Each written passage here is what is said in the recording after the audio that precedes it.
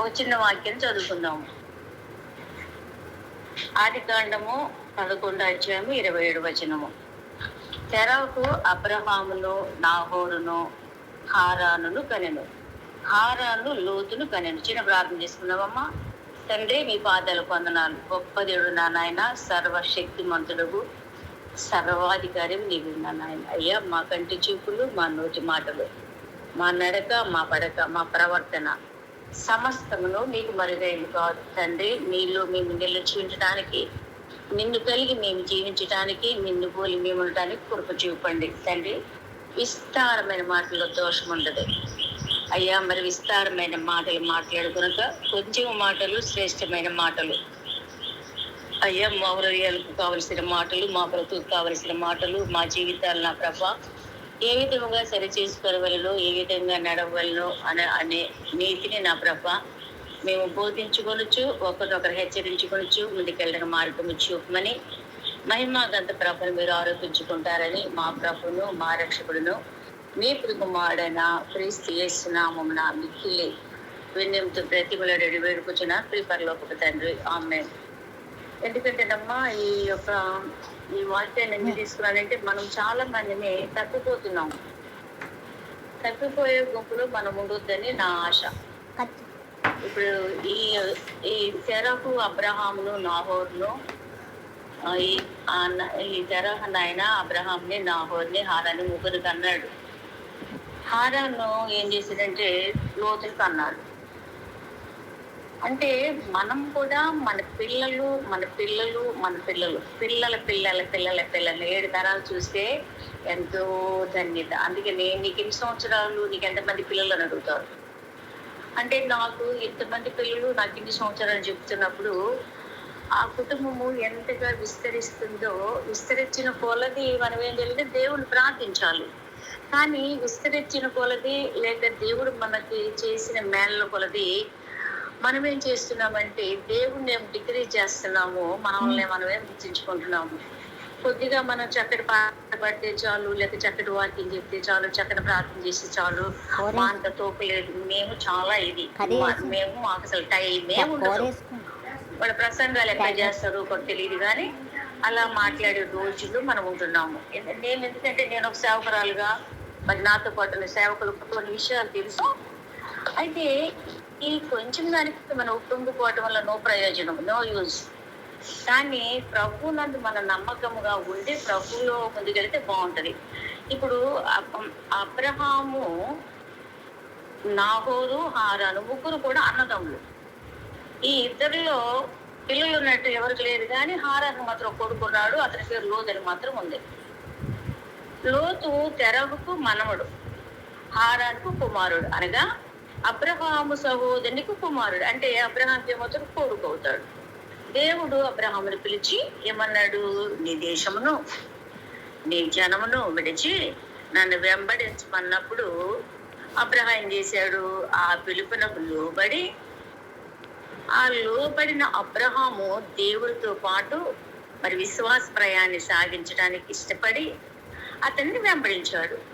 ఎందుకు వెంబడించాడు అనంటే, నమ్మకము. పిలిచిన వాడు గొప్పవాడు అనేది నమ్మకము. పిలిచిన వాడు గొప్పవాడు, ఎట్లయినా నన్ను దీవిస్తాడు, ఎట్లయినా నన్ను ఆశీర్వదిస్తాడు. నమ్ముట నీ వలననైతే నమ్మువానికి సమస్తమును సాధ్యము.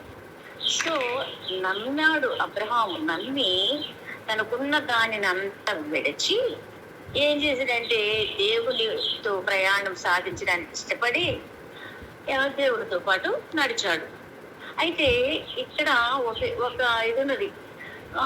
అబ్రహాంకు మరి పెళ్ళైనట్టు అబ్రహాము భార్య మరి షారా అయినట్టు మనం ఇవేమీ చూడట్లేదు, కానీ ఇక్కడ షార ప్రసక్తి లేదు. కానీ ఏం చేశాడంటే అబ్రహాము తన అన్న కుమారుడు లేక తమ్ముని కుమారుడైన హారాన్ని ఏం చేసుకున్నాడంటే, ఆ లోతుని వెంట పెట్టుకుని ప్రయాణం సాగించాడు.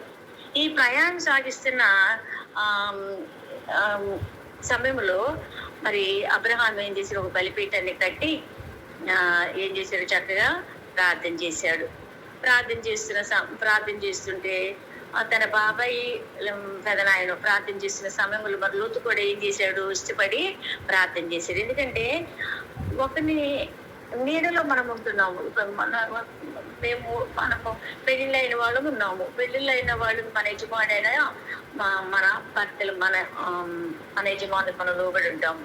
మన యజమానులు మనం లోబడి ఉండటానికి మన స్వశక్తితో మనం లోబడట్లేదు. అది ఒక కట్టుబాటుని లోబడట్లేదు. నిజంగా చెప్పాలంటే ఒక కట్టుబాటుని లోబడట్లేదు.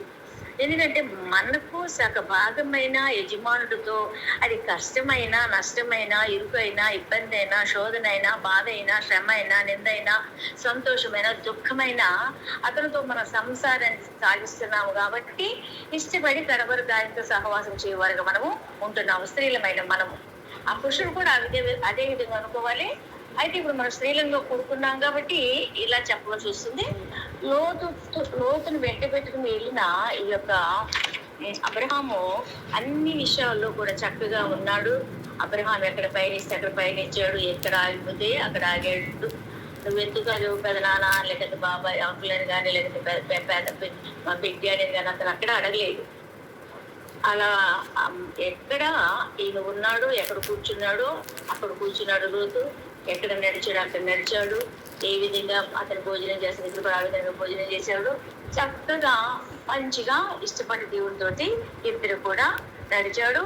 అంటే దేవుని వెంబడించిన అబ్రహాం అడుగుజాడలో అతను నడిచాడు. నిజం చెప్పాలనండి, దేవుని అడుగుజాడలోనేమో అబ్రహాం నడిస్తే అబ్రహాం నడిచిన దారిలో మన లోతు కూడా నడిచాడు.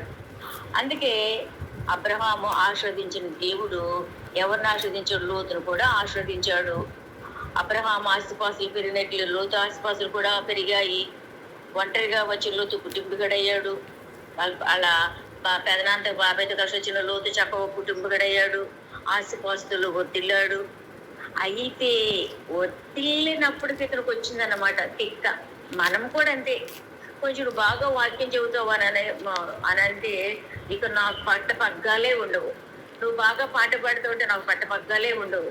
అసలు ఏం మాట్లాడుతున్నాము, దేవుని పరిచయం మనం ఏం చేస్తున్నాము, దేవుడు మనతో మాట్లాడుతున్నాడు, మనం ఏ విధంగా ఆయనతో మాట్లాడుతున్నాం అని మనము అనుకోము. నేను చాలా మందిని గమనిస్తాను, అబ్జర్వ్ కూడా చేస్తాను.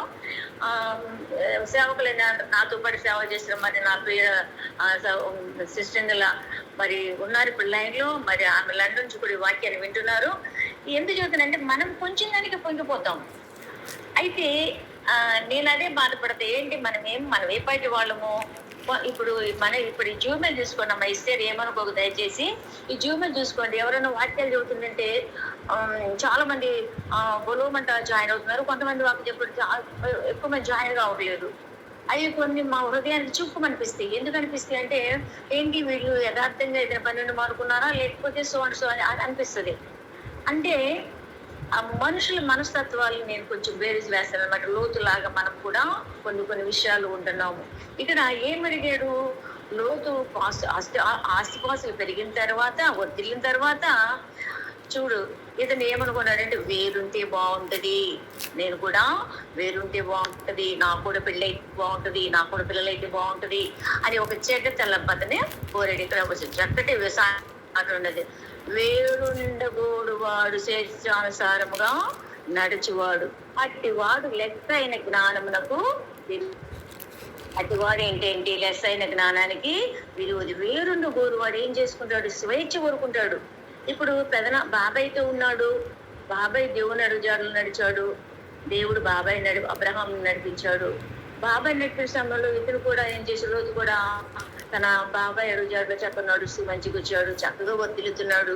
ఒత్తిళ్ళిన కొలది దేవుని స్మరించి స్థుతించాలి కానీ దేవుని స్మరించి స్థుతించాలి కానీ ఇక్కడ ఏమనుకున్నాడు? ఎంతకాలం మా బాబాయ్తో ఉండాలి, ఎంతకాలం ఆయన అడుగుజాడలో నడవాలి, ఎంతకాలం ఆయన చెప్పినట్టు నేను వినాలి అని ఒక చెడ్డ మనసు వచ్చేసి ఏం చేశాడంటే ఆ ఒక శేషానుసారం వాడేమో లెస్సనికి నాన్న విరోధి కదా.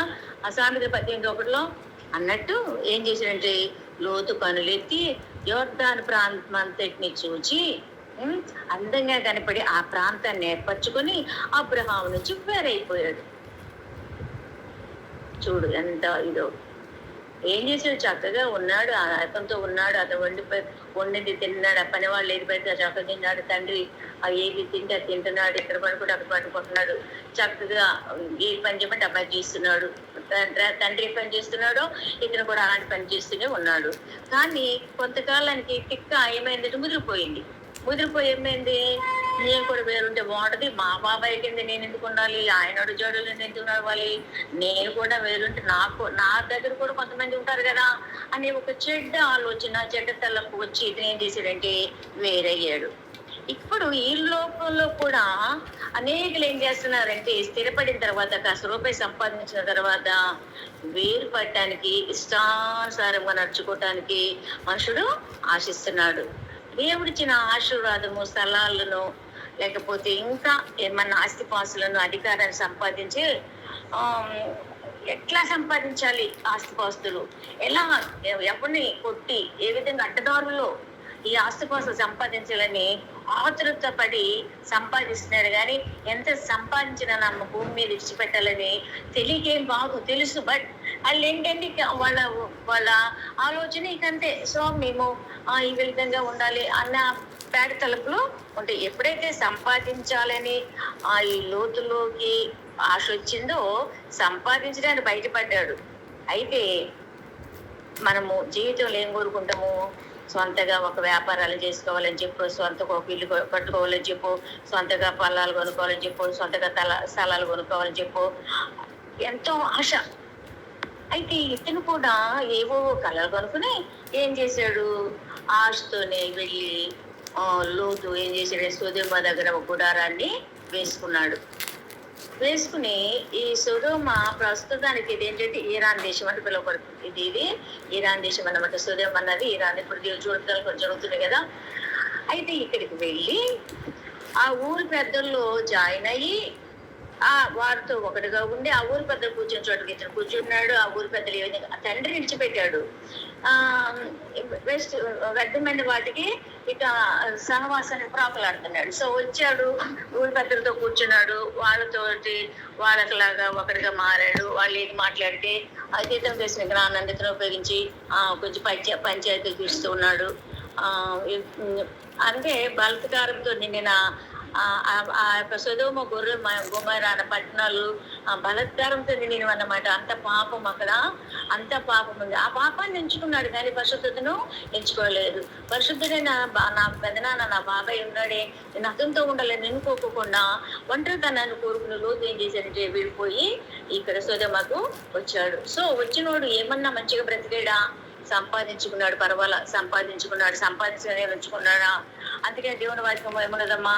కీర్తనలు దుష్టుల ఆలోచన చెప్పన్నాడు. ఒక పాపల మార్గని వెలుక అపహాసకులు కూర్చుని చోటు కూర్చుండక యెహోవా ధర్మశాస్త్రం దానించి దివారాతం దాన్ని ధ్యానించబడు తండ్రుడు అని చక్కటి వాక్యాలు ఉంటే ఆ వాక్యాలు విడిచిపెట్టి, ఆ మాటలు విడిచిపెట్టి ఇక్కడ వీళ్ళతోటి వచ్చి కూర్చుని మంచి దైవజనుడు అంటే తన బాబాయ్ వండుకోకుండా వచ్చి మంచిగా వీళ్ళతో సహవాసం చేసి వాళ్ళు ఒకటిగా అయిపోయాడు. దుర్మార్గులతో కలిసి ఏం చేసినాడంటే కామ వికారమైన పనులు చేయడానికి పూనుకున్నాడు. అతను నడవడికలో ఇది లేదు, అంటే స్థిరత్వం లేదు. ఆ యొక్క సొదొమ గొమొర్రా ఎంత విదూరమైనది ప్రాంతం అంటే చాలా చెడ్డ ప్రాంతము. ఎక్కడైనా ఇప్పుడు తాటి చెట్టుకు నేను కూర్చుని నేను తాటికలు తాగలేదంటే ఎవరు నమ్మరు. నువ్వు తాగుతున్నావని చెప్పని అంటారు. సో నేను మంచిదానను లేదా నేను ఇక్కడ ఉన్నాను, నేను మంచిదానని చెప్పుకుంటే ఎవరు నమ్మరు. ఎందుకంటే నా మాటకి తెలిసిపోతుంది. అమ్మ శిరోమణి గారు అంటే సో అని అంటారు. సో అంటే ఏంటి? మనము ఎవరితో స్నేహం చేస్తున్నామో ఆ స్నేహాన్ని బట్టి మన గుణగణాలు చెప్పగలం అన్నమాట. ఇప్పుడు అబ్రహాంతో ఉన్నంతసేపు అతనిలో చక్కటి మనస్తత్వం ఉంది, చక్కటి వదినది కూర్చున్నాడు, చక్కగా వదిలాడు. కానీ ఎప్పుడైతే ఈ యొక్క సొదొమ పట్టణానికి వచ్చి మరి ఆ యొక్క వ్యక్తులతో కలిసాడు, అప్పుడు ఏమైపోయింది? లోకానుసారంగా వెతుకుతున్నాడు కానీ ఆత్మీయంగా దేవుల్లో తగ్గిపోతున్నాడు అనమాట. లోతు లోకరీతిగా అభివృద్ధి పొందాడేమో కానీ ఆధ్యాత్మికంగా వెళ్ళాడు, అధ్వానం అయిపోయాడు, చాలా ఏమన్నాడు నిత్య నికృష్టుడైపోయాడు. అంటే ఆ మాట వినటం గానీ, లేక మాటని ఒక మాటకి ఉపయోగటం గానీ, ఆ దేవునిలో ఉండాలని మాత్రము లేక అతను ఆహ్, దిగజారి స్థితిలోకి వెళ్ళిపోయాడన్నమాట. అసలు లోతు అంటే అర్థం ఏంటమ్మా? దాచబడిన వాడు. లోతంటే అర్థము దాచబడినవాడు. దాచబడినవాడంటే తండ్రి చోటన దాగాడు, తండ్రి దేవుని చోటన దాగాడు. అందుకని అంతకాలం చక్కగా వర్ధిల్లాడు. ఎప్పుడైతే నువ్వు ఆహ్, వేరే ప్రాంతాన్ని వెనుకున్నావో అప్పుడు ఏమైంది? బ్రతికమేంటి విచ్ఛిన్నమైపోయింది. అబ్రహాముతో ఉన్నంత కాలము దాచబడ్డాడు, చక్కగా దాచబడ్డాడు. ఆయన ఒడిలో ఉన్నట్టున్నాడు. చక్కగా అమ్మ, నాన్న కూర్చోరనంటే ఆయనకి అసలు భయం ఏంటమ్మ? ఇప్పుడు నేనున్నా నా తల్లిదండ్రులు అమ్మ ఇట్లా చేయి, అట్లా చేయాలంటే ఏదైనా చేస్తున్న సమయంలో ఏదైనా మనం తొందరపడి వచ్చాము, తొందర పని చేసామనుకో, ఆ సమయంలో తల్లిదండ్రులు ఏం చేస్తారు? ఆ తొందరతనాన్ని కూడా దాస్తారు. అమ్మో నా బిడ్డ అని, నా కూతురము మాకు బంగారు తల్లి అని దాస్తారు. సో లోతును కూడా చక్కగా అబ్రహాం ఆ విధంగా దాచాడు. కానీ ఇతను మరి చెడు కార్యాలను ఎన్నుకున్నాడు. అప్పుడు ఏం చేశాడంటే సూర్యమ్మ మరి లోతు సూర్యమ్మ వెళ్ళినప్పుడు ఆ కాపుదల, దేవుని కాపుదల పోగొట్టుకున్నాడు. మరి అతని పైకి మళ్ళీ లోతు పైకి వాళ్ళు ఏం చేశారు? ఆ ప్రాంతంలో ఉన్న వారు దండించి వచ్చి మరి లోతుని కొట్టారన్నమాట. కొట్టి ఆ ఆస్తిపాస్తులన్నింటినీ లాగేసుకున్నారు. ఇంటి వారిని పట్టుకుపోయారు. అప్పుడు రాజు కాకపోయినా రారాజైన మన ప్రభు సైన్యములో ఉన్న అబ్రహాము తన వారితో ఆ రాజులను తరిమికొట్టు లోతును తన ఆస్తిపాతుల కుటుంబాన్ని అట్టుకొచ్చాడు. ఎవరు? మళ్ళీ అబ్రహామే కట్టేయడు. మళ్ళా ఎవరైతే లోతును, ఏ ప్రాంతం వాళ్ళైతే లోతును హింసించి చేసిపోయారో మళ్ళా వాళ్ళ నుంచి మళ్ళీ విడుదల పొందడానికి మన తండ్రి వచ్చి కాపాడినట్టు మనం చూస్తున్నాం. చూడు, మనలైన మన ప్రభు యేసుక్రీస్తు ప్రభు వారు మనం ఎట్లా ఏ స్థితిలో ఉన్నా నువ్వు దేవుని ప్రార్థిస్తూ నువ్వు ఏ స్థితిలో ఉన్నా, నువ్వు దిగజారి స్థితిలో ఉన్నా నేను పడిపోకుండా కాపాడువాడు దేవుడు. యేసయ్య ఎంతో గొప్పవాడు. ఎంతని చెప్పడం లేదమ్మా. నువ్వెంత దీర్ఘం తీసుకుంటే అంత గొప్పవాడు. నువ్వెంతగా లోతు పెడితే అంత గొప్పవాడు. ఒక చెట్టు పాతితే భూమిలోకి వెళ్ళి ఎంత లోన నాటుకుంటుందో పైన కూడా అంతే స్ట్రాంగ్ గా ఉంటది. మా ఇంట్లోనే ఎక్కడ అవసరంలో ఒక ఏమంటారు, టేక్ చెట్టు అంటారు. ఆ టేక్ చెట్టు ఒక 40 years కావచ్చు. ఆ చెట్టు చూస్తానికి చిన్నగా ఉండదు, కానీ అంటే కొన్ని చెట్లు పెద్దగా ఉంటాయి, బ్రాడ్గా ఉంటాయి, కొన్ని సన్నగా ఉంటాయి. మా ఇంట్లో చెట్టు సన్నగానే ఉంది. ఆ చెట్టు తోడే ఆ ఎండిపోయిన తర్వాత దాన్ని ఇరవాలంటే చాలా కష్టం. ఓ చిన్న కొమ్మ ఇరవాలంటే చాలా కష్టం. అదే పచ్చిగా ఉన్నప్పుడు పట్టిమిర్చి చేస్తాము. మనల్ని కూడా దేవుడు ముదిరిన దాకా ఉంచుతున్నాడు. ఎందుకు ఉంచుతున్నాడంటే ఈయన ఇంకా గమనిస్తుందా లేదా అని గమనించేవాడుగా ఉంటున్నాడు. అతన్ని పట్టుకొని పోయారు, కొట్టారు, చేశారు. మళ్ళా వచ్చి మళ్ళా తండ్రి వచ్చి కాపాడాడు. మళ్ళా చక్కగా ఇది చేశాడు. అప్పుడైనా రోజు మరి తను తప్పు తెలుసుకొని, అరే మా పెదనాన్న నన్ను ఎంతగా కాపాడేదే, మరి ఎప్పుడు తెలుగు నేను చిన్న తప్పిదం చేశాను, సో మరలా నేను నా తండ్రితో పాటు వెళ్తాను. అప్పుడు తప్పిపోయిన కుమారుడికి వచ్చిన తనని అసలు లేదు ఎక్కడ తప్పిపోయిన కుమారుడు వచ్చి మా తండ్రి దగ్గరికి వచ్చి మంచిగా చేస్తాడు కదా. సో లోతు అట్లా కూడా చేయలేదు. చేయకోకుండా ఏం చేశాడు? అబ్రహాముని విడిచిపెట్టి చేసి మరి వేరు సహవాసాలు కలిగి ఇదిగా ఉన్నాడన్నమాట. మరి తన స్థితి గ్రహించుకోలేని వాడు ఉన్నాడు. తన జీవితంలో ఏమంటాడు, చిక్కులు పడిపోయాడు. పరిస్థితులు చేజారిపోయినాయి. మరి తను తిరగవలసిందంతా తిరిగాడు. చేయవలసిన చెడు కార్యాలను చేశాడు. ఆసుపాసులు సంపాదించుకొని స్థిరపడాలనుకున్న వాడు ఏమైపోయాడు? పతనమైపోయాడు. ఎప్పుడైతే మన దేవుని విడిచిపెడతామో, మనం గమనించినట్లయితే మా ఈ పిల్లలు ఉన్నారు కదా, చిన్న పిల్లలు మనం ఏం చేస్తాము? చేయబట్టి నడిపిస్తాము. వాళ్ళు ఏమంటారు తెలుసా? వద్దు, నా చేయి నువ్వు పట్టుకోవద్దు, నేనే నీ చేయి పట్టుకుంటాను డాడీ, నేనే నీ చేయి పట్టుకున్నా మమ్మీ అంటారు. మనం ఏం చేస్తామంటే, పెద్దవాళ్ళం ఏం చేస్తామంటే మన చేతులు ఉంటే మనం ఏం చేస్తాము? వాడు సైకిల్ కిందో లేకపోతే బండి కింద పడుకోకుండా వాడిని రక్షిస్తాము. వీడేం చేస్తాడు? ఏదన్నా వింత చూసి ఒక బెలూన్ చూసాడు అనుకో, లేకపోతే ఏదన్నా ట్రంపెట్ చూసాడు అనుకో, ఇప్పుడు పరిగెత్తుతాడు. అయితే అతనిగా పట్టుకుంటే పరిగెత్తుతాడు, కానీ దేవుడుగా తండ్రిగా పట్టుకుంటే విడిచిపెట్టడు. నీకు ఎంత కష్టం వచ్చినా. ఒకవేళ నీవు ఏదన్నా బండి కింద పడ్డా గానీ నిన్ను రక్షిస్తానికి సిద్ధంగా ఉంటాడు ప్రభు తండ్రి. అలానే మన పరలోక తండ్రి కూడా మనల్ని ఎంతగానో రక్షించడానికి తోడుంటున్నాడు. ఈ లోతేమో అది గమనించలేని వాడుగా ఉన్నాడు. చాలా మరి చేసినట్లు మనం చూస్తున్నాము. మరి దాచబడిన ఈ లోతు ఏమైపోయాడంటే పత్రం అయిపోవడానికి కారణమై తన స్థితిని గ్రహించుకున్నాను. తన జీవితంలో తాను ఏర్పరచుకుని చిక్కులోబడి పరిస్థితులను దాటి అతను తిరిగి అబ్రహాం వద్దకు రాలేకపోయాడు. ఎందుకంటే మళ్ళీ వెళ్తే మా బాబాయ్ ఏమంటాడు, మరి చెదిరించుకుంటాడేమో చెప్పి భయపడి మరి తండ్రి దగ్గరకు రాలేకపోయాడు. మరి సోదెముల ఆస్తి సంపాదించుకుని స్థిరపడ్డాడు. ఊరికి అది కూర్చుని పంచాయతీ చేస్తున్నాడు. ఇది చేస్తానని కానీ నా బ్రతికిట్లో వద్దని చెప్పి ఆయన దృష్టికి రాలేదు. మరి దుర్మార్గుల మనుషుల దృష్టికి అతడి ఆ ప్రాంతంలో ఉన్న దుర్మార్గుడికి అతడు ఏమైపోయాడంటే నీచుడైపోయాడు. ఎందుకు నీచుడైపోయాడు? ప్రవర్తనలు మార్పొచ్చింది కదా, అందుకని నీచుడైపోయాడు. వీరెవడో వాళ్ళు ఆ ఊళ్ళో అనుకుంటారనమాట, వీరెవడో మనలో పరదేశికి వచ్చి తీర్పుగా నడుచున్నాడు. కాబట్టి ఇతను ఏం చేద్దాం, ఈ పట్టణం నుండి వెళ్ళి పంపించేద్దామని చెప్పి ఆ ఊరు వాళ్ళే అనుకున్నారు అనమాట. తర్వాత యెహోవా ఆ పట్టణంను నాశనం చేయకూర్చున్నాడు కాబట్టి ఈ చోటు విడిచి రండి అని చెప్పి మరి దేవదూతలు చెప్తే మరి కనీసము మరి తన కూతుళ్ళు ఉన్నారు కదా, కూతుళ్ళకి పెళ్ళి అయింది. సో ఆ కూతుళ్ళు వాళ్ళు కూడా ఈ తండ్రి మాట వినలేదు. అసలు మనం తెలుసుకోవాల్సింది ఏంటంటే, ఇప్పుడు మనం ఉన్నాము, మన తల్లిదండ్రుల మాట మనం వింటే మన పిల్లలు మన మాట వింటారు. మన తల్లిదండ్రుల మాట మనం వినుకోకుండా మన తల్లిదండ్రులు మనము ఏదో ప్రకారంగా మాట్లాడితే రేపు మన పిల్లలకి మన తల్లిదండ్రులు మన పిల్లలు కూడా ఆ విధంగానే మాట్లాడతారు. ఇది లోకములో జరుగుతున్న నానుడి. అందుకని ఎప్పుడైనా కానీ పెద్దవారిని ఎప్పుడు కూడా మనము తిరస్కరించకూడదు, నియమించకూడదు. మళ్ళీ వాళ్ళు మాట మాట మాట్లాడకూడదు. ఎందుకంటే మన ప్రవర్తన చూసి మన చిన్నపిల్లలు ఉంటారన్నమాట.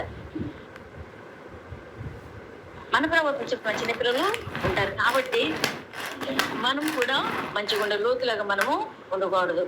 అయితే దేవదూతలు వచ్చి అరే ఇది ప్రార్థన విషయమని పిలిచినప్పుడు మరి భార్య బిడ్డలు కానీ అతన్ని లెక్క చేయలేదు. మరి ఇవ్వబట్టడానికి వాళ్ళు ఆలోచించారు, తడవ చేశారు. ఎందుకంటే ఏంటి ఈయన మాటినేది, ఈయన పెద్ద అది ఇది అని చెప్పి ఇంట్లో వాళ్ళకి చులకనైపోయాడు. దేవుడు వచ్చి అమ్మ ఈ యొక్క ప్రాంతం బాగాలేదు, ఇక్కడ నేను పట్టణాన్ని నాశనం చేస్తున్నాను, మీరు దూరంగా వెళ్ళిండానంటే వెనుకోకోకుండా పిల్లలు కూడా అదే దారిని ఎందుకు నూతన నడిచిన దాని పిల్లలు కూడా నడిచినట్టు మనం చూస్తున్నాము. మనము మన పిల్లలను నడిపించేటప్పుడు మనం మంచిగా నడిస్తే మన పిల్లలు కూడా మంచిగా నడుస్తారు. మనము ఎట్లా పెడితే అట్లా నడిచి మన పిల్లలు కూడా అట్లానే నడుస్తారు. తండ్రి యజమాని అయిన వాడు త్రాగుబోతుగాడు, జ్యోతిగాడు, వ్యభిచారుడు అయితే వాడి పిల్లలు ఎట్లా ఉంటారు? సేమ్ అలానే ఉంటారు. ఎవరో కొంచెం బుద్ధిమంతుల రోజుకి ఒక్కరో ఇద్దరు, ఒకవేళ తండ్రి త్రాగుబోతుగాడైనా మంచి కలెక్టర్ అయిన వాళ్ళు కూడా ఉన్నారు. ఎందుకో అది సమస్య కాదు. కానీ ముందు పెద్దవాళ్ళమైన మనము మరి దేవుడికి లోబడినట్లుగా మనము ఉండాలి. ఇక్కడ మరి పిల్లలు కూడా ఇతను ఎగతాళి చేసినట్టు మనము చూస్తున్నాము. మరి భార్య బిడ్డలతో లోబడేటి మనము చూస్తున్నాము. ఎందుకు భార్య బిడ్డలు అంటే, నీవు దేవుడికి లోబడితే నీ బిడ్డలు నీకు లోబడేవాళ్ళు. నువ్వు దేవునికి లోబడలేదు, పెదనాన్న నువ్వు లోబడలేదు, సో నీకెట్లా పిల్లలు లోబడతారు? వీళ్ళు అంటారు కదా, నాన్న నువ్వు నీతో నువ్వు మీ అమ్మని మీ నాన్న తెచ్చిపోతే నువ్వు మీ పెదనాన్నతో మీ బాబాయ్తో వచ్చావు, నువ్వు మీ బాబాయ్ దగ్గర ఉండలేదు, నువ్వు ఇట్లా ఉన్నావు కాబట్టి మేము కూడా మీ దగ్గర ఎందుకుంటాం డాడీ, మేము కూడా వెళ్ళిపోతాం అని చెప్పి మనస్తత్వం మనుషులోకి వచ్చేస్తుంది. ఇప్పుడు జరిగింది కూడా లోతు విషయంలో కూడా అదే జరిగింది అన్నమాట. అయితే ఆ మాట వినుకోకుండా మళ్ళీ అతనుకున్న భార్య బిడ్డలు, అతనికి ఇచ్చిన భార్య బిడ్డలు ఏంటి, లేకపోతే అల్లుళ్ళు ఏంటి, బంధువులు ఏంటి, మరి గౌరవించుకోకుండా అగౌరవాలు చేశారన్నమాట. కాబట్టి మనం పెద్దవాళ్ళు గౌరవిస్తే మన బిడ్డలు మనల్ని గౌరవిస్తారనే విషయం మనం గమనించేవారుగా ఉండాలి. ఇంకొకటి ఏంటంటే, ఇక్కడ ఇప్పుడు సమస్తాన్ని పోగొట్టుకున్న లోతు అందరికి చులకనయ్యాడనమాట. ఇప్పుడు ఆస్తిపాస్తులను పోయింది, ఎందుకంటే వాళ్ళు వచ్చి లాక్కుపోయినా ఇప్పించారు, కానీ ఇప్పించిన దాన్ని మరి కాపాడుకోలేకపోయాడు లోతు.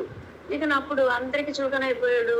అరే ఈ దేశాన్ని పాడు చేస్తున్నారు అన్నప్పుడు కనీసం వింటివాడిని కూడా రక్షించగలేకపోయాడు. అసలు ఎంత నీచాతి నీచంగా దిగజారాడంటే అంతగా దిగజారాడు. తర్వాత ఇక్కడ ఏమంటున్నాడు, దేవుడి కాపుతలను పోగొట్టుకున్నాడు. రెండో పేతురు 2:8 ఏముంటుందంటే, వారి అక్రమమైన క్రియల విషయంలో దినదినము నీతిగల తన మనసును ఒప్పించుకున్నాడు. దేవుని కాపుదల పోగొట్టుకున్న లోతు ఏం చేసి అందరికి చూడనయ్యాడు.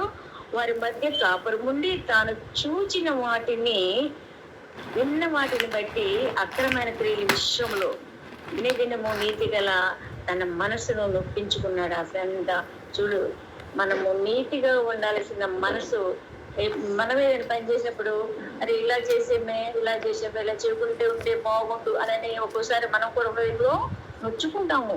ఎందుకంటే మనస్సాక్షి ఉన్న వాళ్ళు మాత్రమే. లోతు అప్పటికి కొంచెం మేము నొచ్చిందేమో.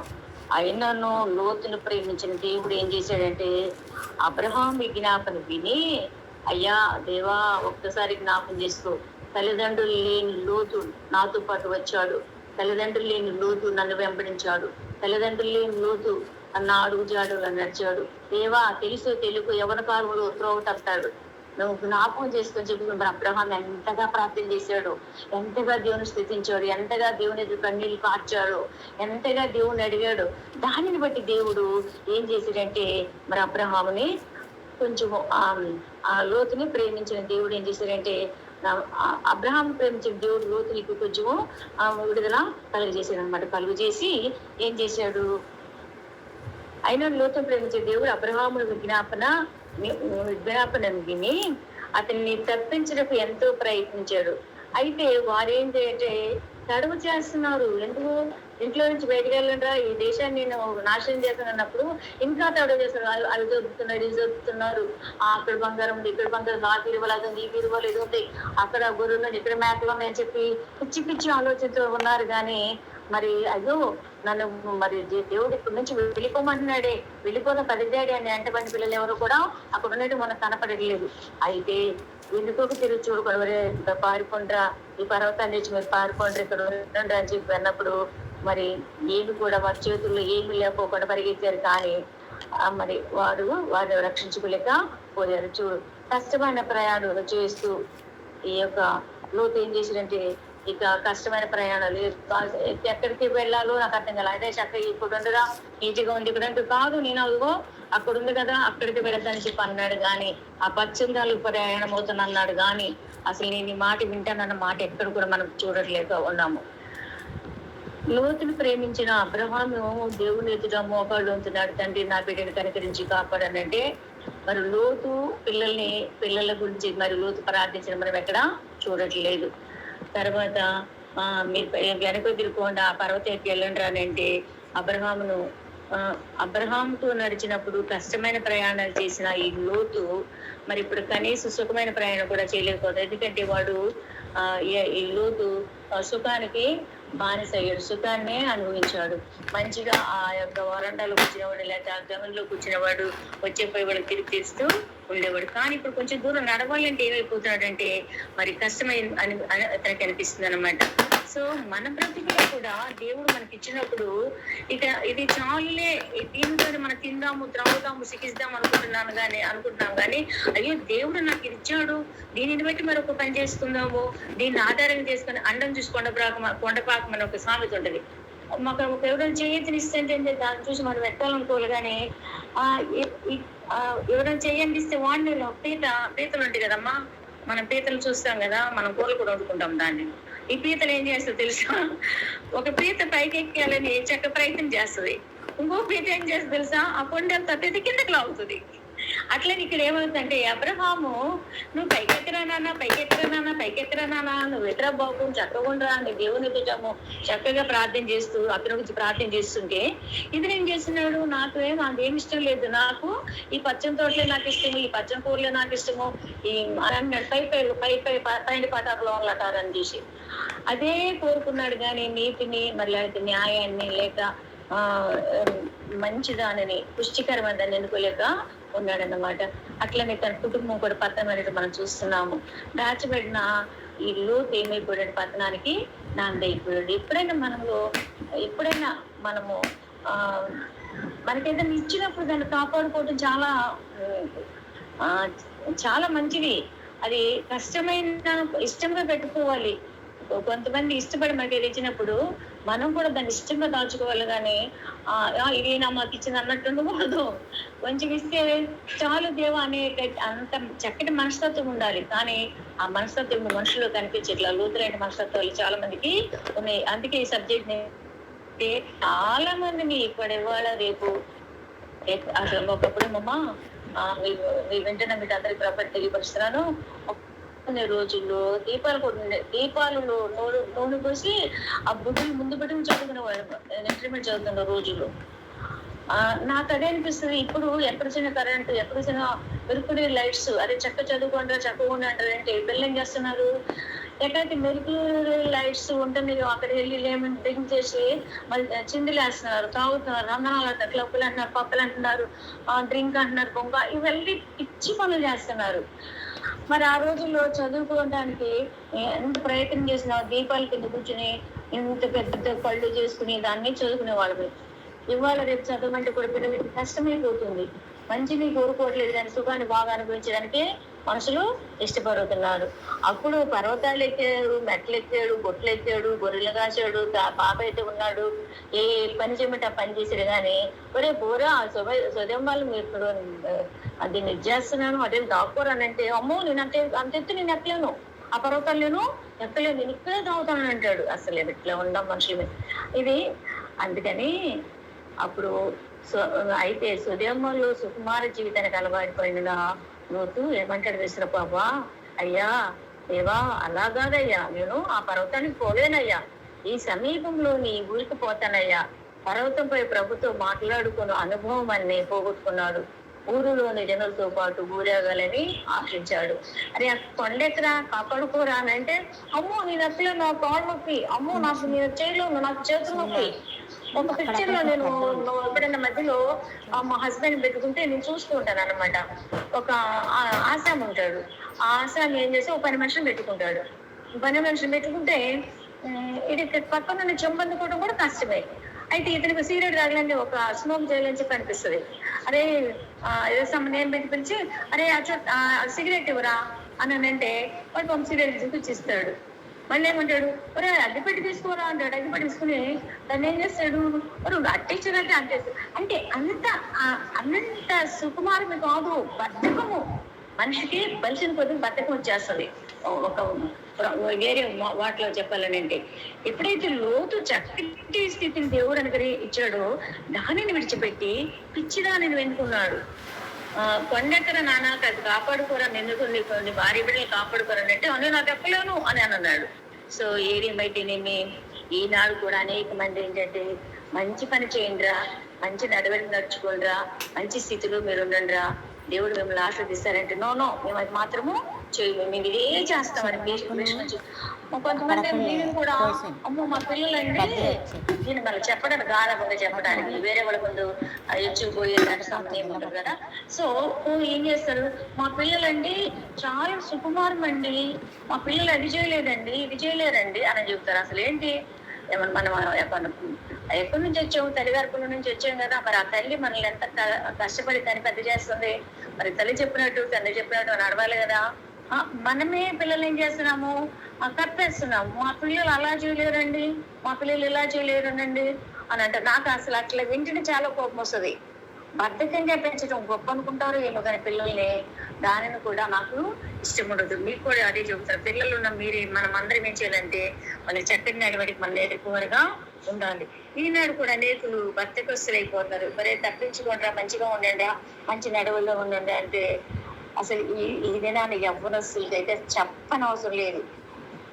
సరే ఎంత ఇతని ఈ యొక్క లోతు ఆ యొక్క దేవుని సన్నిధిలోకి వెళ్ళటానికి ఇష్టం లేని వాడుగా ఈనాడు కూడా అనేక మంది దేవుని సన్నిధిలో గడపడానికంటే ఊర్లో తిరుగుతా, లేకపోతే దేవుని మాట మీరి వెనక్కి తిరుగుతా. నేను పిల్లలకి ట్యూషన్ చెబుతూ ఉంటాను అనమాట. ట్యూషన్ చెప్తా, దేవుని సేవ చేస్తా, నాకు నా నోరు ఊరుకోదు, నిజం చెప్పాలని నా చేతులు కూడా ఊరుకోవు, ఏదో నా కాళ్ళు అంతకంటే ఊరుకోవు, ఏదో ఒక పని చేయాలంటే దర్శాలు. మన శరీరాన్ని దేవుడు మనకి ఇచ్చాడు, దీని ఉన్నంతకాలము బ్రతికున్నంతకాలం ఏదో ఒక పని చేయాలి, తద్వారా మనం బ్రతకాలి అన్న కాన్సెప్ట్ నాది. అయితే ఇది పిల్లలు, చిన్నపిల్లలు ఎంత పని చెప్పాం అనుకో, మేడం అది మేము చేయలేను మేడం అంటారు. ఏరా మీ అమ్మకి ఏం పెట్టి పెంచింది ఏంటి, అసలు రోజు పరుపు మీద నడిపిస్తున్నారా అని అంటే, కాదు మేడం అట్లంటే చాలా కోపం వస్తుంది, ఈడ్చిపెట్టి చంపలు దవలు పిసుకాలనిపిస్తుంది. కానీ చేయలేముగా, పిల్లల్ని హ్యాండ్లింగ్ చేసిన రూల్స్ ఉన్నాయి కదా, అందుకని చెప్పి ఊరుకుంటాను. కానీ ఇప్పటి నుంచే పిల్లలు బాధలు అనిపిస్తుంది అన్నమాట. అది నాకు కొన్ని విషయాలు ఆ బైబిల్లో చాలా మాటలు గుర్తుకొస్తాయి పిల్లల విషయాల్లో. కాబట్టి మరి మనము మన పిల్లల్ని ఉన్న స్థితిలో పెంచుకోవాలంటే మనము మన బిడ్డలకి కొంచెం క్రమశిక్షణ నేర్పుకోవాలి. నేర్పుమా కాండము ఎవరనే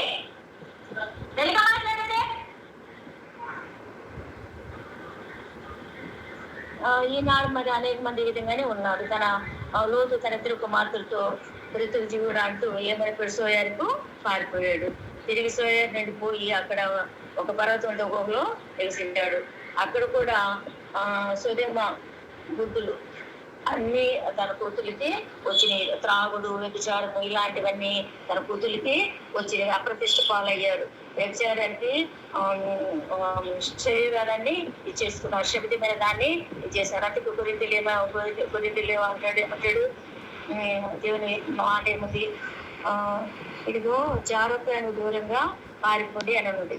కానీ ఈ రోజు పిల్లలు జాగ్రత్త వాడినే ఇష్టపడ్డారు.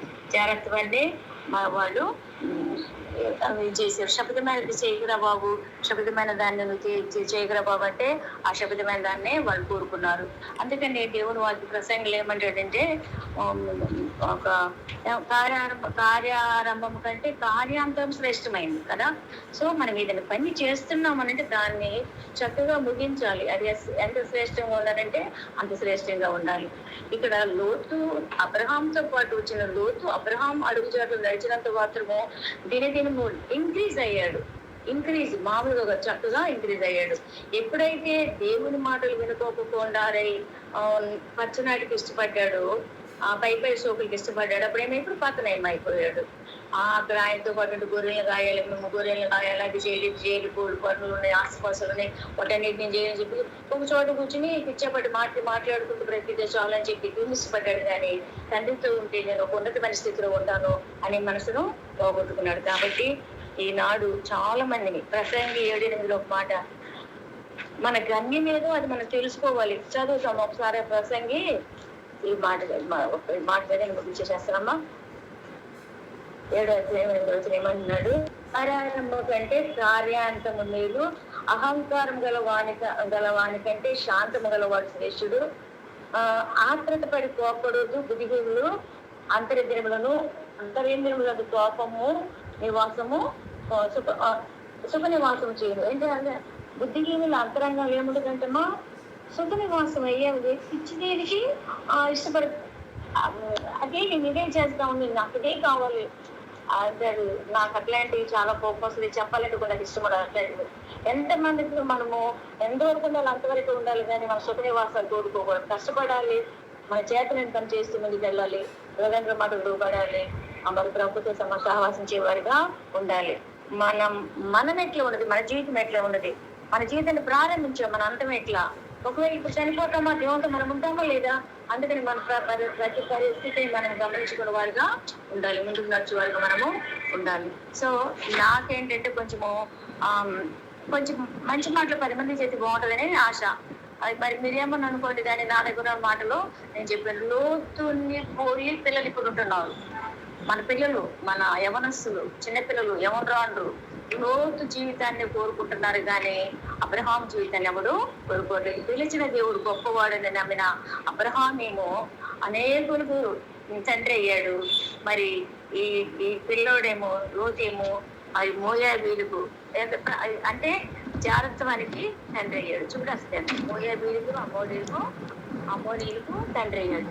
సో ఏది గొప్ప మనమే మనం నిర్ణయించుకోవాలి.